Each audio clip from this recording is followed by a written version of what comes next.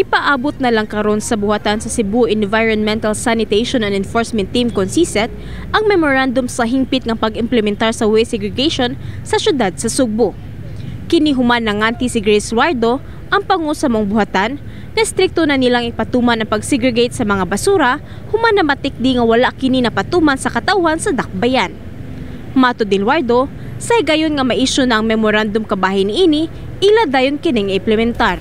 Mag-meeting pa ta karon nga week, no, nagpatawag ang atong head sa Solid Waste Board nga atong chairman nga mag-meeting me with the DILG, with the barangay officials into that regards. Once maka-issue na ta ana og memo from our mayor nga magsugod na kita sa atong segregation,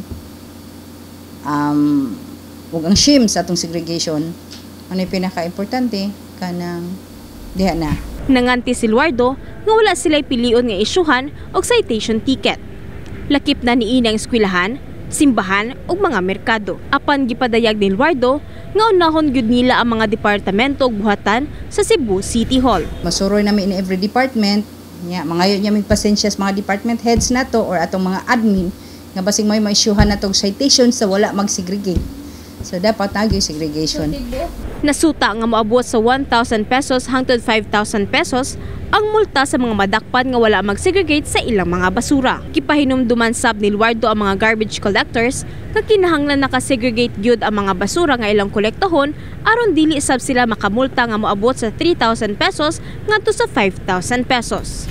Unya atong i-inform nga ang atong mga garbage collectors kung makuha gani sila og basura nga wa ma-segregate, makabayad sana sila ana.